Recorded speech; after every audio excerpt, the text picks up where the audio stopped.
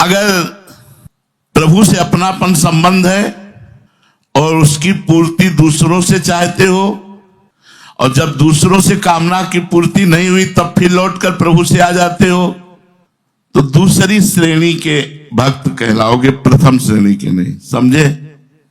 कामना उत्पन्न हुई, लोगों से जब नहीं पूर्ति हुई तो फिर प्रभु के पास अपनेपन में लौट के आना ही पड़ेगा, क्योंकि वही है जहां फिर अपनेपन में। वो दूसरी श्रेणी का भक्त है, प्रथम श्रेणी का भक्त नहीं। प्रथम श्रेणी का भक्त है कि कामना उत्पन्न हुई तो प्रभु से ही पूर्ति हो या ना हो, केवल प्रभु से, अन्य से नहीं। बने तो रघुवंशी बने। जो केवल कामना पूर्ति के लिए भगवान से संबंध करते हैं, वहां कामना मुख्य होती, संबंध गौड़ होता है, इसलिए तीसरी श्रेणी के भक्त है। तो तीसरी श्रेणी वाले का भी कल्याण हो जाएगा, क्योंकि उसने गौड़ी से प्रभु को माना। तो अरे उनको तो राई के संभजन को मानत मेरु समान। कामना दो तरह की होती है, एक परमार्थिक कामना और एक लौकिक कामना।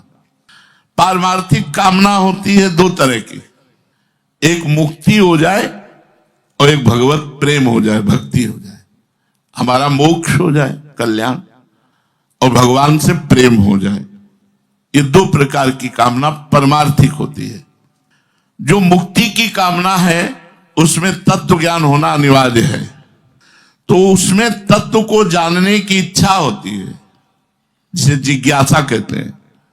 ये जिज्ञासा जिसमें होती है वो जिज्ञासु कहलाता है। गहरा विचार किया जाए तो जिज्ञासा कोई हानिकारक कामना नहीं है, क्योंकि वो अपने स्वरूप को जानना चाहता है। आवश्यकता अपने स्वरूप के जानने की पड़ी, उसे मैं कौन हूं, गुरु और हरि की शरण में गया, कामना उसके अंदर जागृत हुई। ये कामना कामना नहीं, इसे निष्कामता ही कहते हैं। दूसरी कामना होती प्रभु के प्रेम प्राप्ति की, भक्ति, वो ज्ञान मार्ग, ये भक्ति मार्ग। उसको वास्तविक कामना कह ही नहीं सकते, क्योंकि प्रभु अपने हैं और अपने से प्रेम करना कोई कामना है क्या? क्योंकि वो अपने लिए नहीं है, प्रभु से प्रेम करने के लिए है, प्रभु में समर्पित होने के लिए है, प्रभु को सुख पहुंचाने के लिए। इसलिए पारमार्थिक दोनों कामनाएं बाधक नहीं है। मोक्ष प्राप्ति की कामना या भगवत प्रेम प्राप्ति की कामना, ये कामना कामना नहीं है, ये निष्कामता ही है। लौकिक कामना, लौकिक कामना भी दो प्रकार की होती है, एक सुख प्राप्त करने की और एक दुख दूर करने की।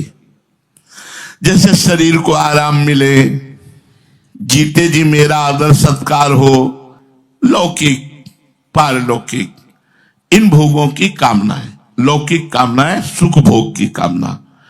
ऐसी और बहुत सी कामनाएं लौकिक होती है। ये सब बंधन कारक, पतन कारक, और ऐसी कामना वाले का उद्धार कभी नहीं होता है। इसे आसुरी संपत्ति कहते हैं। दूसरी कामना होती दुख दूर करने की। दुख तीन प्रकार का होता है, आधिदैविक, आदि भौतिक और आध्यात्मिक।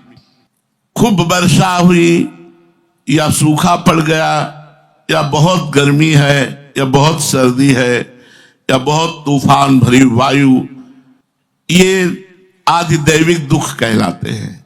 ये पूरी प्रकृति में आते रहते हैं, कभी अनावृष्टि, कभी अतिवृष्टि, कभी सर्दी, कभी गर्मी, कभी वायु के झकोरे, ये सब आते रहते हैं। ये दुख है, ये सबको बराबर मिलता, चाहे साधु चाहे असाधु, सबके लिए बराबर ही है। इसे